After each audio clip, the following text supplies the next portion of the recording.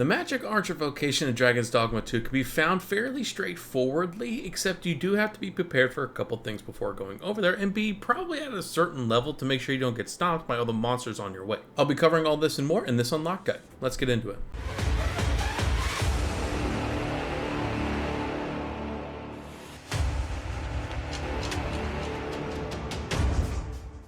First things first, make your way to Batal, which is going to be the southeast part of the map, basically the giant mountainous and desert region. This is going to be your closest city to the Dropnir's Grotto, which is a tunnel system that you have to go through to get to this crossroads area, where you're going to end up meeting a dwarf that has thrown out his back. As you start to talk to him, he'll just tell you how much pain that he's in, and eventually if you talk to him the second time after the first conversation ends, you basically start a quest line that you have to give him herbs throughout the area. It doesn't have to be any kind of herbs, but in particular, just 3 herbs of any kind that you find around the area. Very simple to do, and as soon as you give him this set of herbs, he's going to fix his back and invite you back to his house to thank you properly. And thankfully, because this is also a quest line that's given to you at the same time, it points out a perfect location of where this actual house is. It's not far whatsoever. It's just around the bend through a bunch of seaweed and rocks until you get to the Windwalker's home. This is actually where you're going to be first introduced to the master of the Magick Archer Vocation. As it turns out, she is an elf and he is a dwarf, and in this particular world it's kind of frowned upon them being together, and it causes kind of friction for them any kind of town that they go to, so she is very wary of brand new travelers that come to her house. The quest line continues on. You go inside of their home and the dwarf throws out his back once again and says that he needs to go to the hot springs, which isn't too far from their home, and you, as a kind soul that you are, offered to bring him to these hot springs because the road is very dangerous and filled with monsters. It's a very straightforward path when you look at the minimap to the yellow area that is showing this brand new location that we're walking into now, but be prepared for at least a minotaur and a bunch of bandits that are going to attack you, along with the small set of the lizard people that usually jump from the walls and attack you. But after you charge through this entire straightforward path, you come across Volcanic Island Camp, which is a Batal garrison's camp with a lot of resources that you can mine, and also a couple good shops with really high level items and armor and weapons. Definitely worth a look while you're in this area. But back to the quest line. Once you get to this volcanic camp, you'll see the mini map has the yellow dot around the actual hot springs, which is just up a couple ladders and ramps, which is very simple to find. Once here, the dwarf will thank you profusely and just run off into the bath himself, and you'll hear that he is fixing his back very slowly due to the curative powers of these hot springs. But as a surprise, as soon as the dwarf is found to be okay, you'll meet the Magick Archer once again and figure out that she has actually been following you since you left the house to make sure that her husband is okay. She will again explain that she does not trust a lot of people just because of the bad stuff that's happened to them since they've been together, but nonetheless she would be so thankful that you were actually a good person that actually helped out her husband when he was in need, that she will just straight up give you the Magick Archer Vocation and the Magick Archer Mastery move at the same time because she's that impressed with you. Now personally, I think you really need to have this Magick Archer Mastery move because it's just that powerful, and all the other things about this class, which I'll explain in a little bit, kind of center around you being able to be very supportive to your other characters. You will obviously be able to unlock the Martyr's Bolt, which is the mastery move with the Spellbow's Paradox item, but you do have to actually purchase the vocation first before you can actually unlock the move. This is also a vocation that only you as the Ariza can use, and it's best used as a range attack. I know with the Archer class you can be somewhat up close, but this one really focuses on being more ranged and being tactical with a bunch of different elemental attacks, I'll say. Now for the mastery skill itself, it is called Martyr's Bolt again, and it really is a super powerful attack, but it does come at a cost of your actual health bar. As you know, you can't regain your health bar after it's been depleted of its gray area, and this leaves no gray area left, so you can't heal with healing items once you shot it down a certain amount. So this attack, yet it is very powerful, will also make you very vulnerable for a long time. So the move itself is also basically a giant AoE, again at the cost of your lifespan, and the more lifespan that you actually exert, the more powerful it's going to be. And as you can see with me against the golem, where you have to hit very particular points, it absolutely demolishes its health. But at the same time, I am left with only a little bit of my health bar left if I use it to its full power, which really makes it that much more difficult for any future fights that I have, especially in a situation that you see on screen now, where I have a golem and a griffin attacking me and my party at the same time. But this master skill is really only one part of this entire vocation, and yes, Martyr's Bolt is extremely powerful, but there's a lot of other things that you can do as well that could be very supportive to your team, such as different healing arrows that you can shoot at your team to heal them very quickly, or or a flame bang arrow that you're seeing now on screen, where it allows you to track and move the area where you want it to be in a certain time limit. In a sense, this vocation really forces you to think about what you're doing before you do it, and making sure you can do it in a timely enough manner that it makes enough of an effect. You get a lot better arrows and a lot better abilities as you progress through this, just like all the other vocations, but I think for the Magick Archer, the sooner you get to level up your abilities, the better off that you're going to be using this vocation. The unique abilities that the Magick Archer has available to it is really what makes this class strong. I won't spoil the fun of what kind of stuff you can unlock outside what you see on the screen, so use that information as you will. So I hope you guys found this walkthrough guide very helpful if you haven't unlocked the Magick Archer vocation and the Mastery skill at the same time already in Dragon's Dogma 2. Let me know what you guys think about this vocation. Do you like it? Do you hate it? At first, I didn't like this vocation whatsoever because I didn't know how to truly play it, and when I unlocked some better skills, it got a lot more fun and a lot more effective. So let me know what you guys are running if you're running the Magick Archer vocation yourselves. Once again, I hope you guys did find this helpful. If you did, make sure to hit the like and subscribe buttons down below so I know that you did find it helpful. And with that, guys, I will catch you on the next video.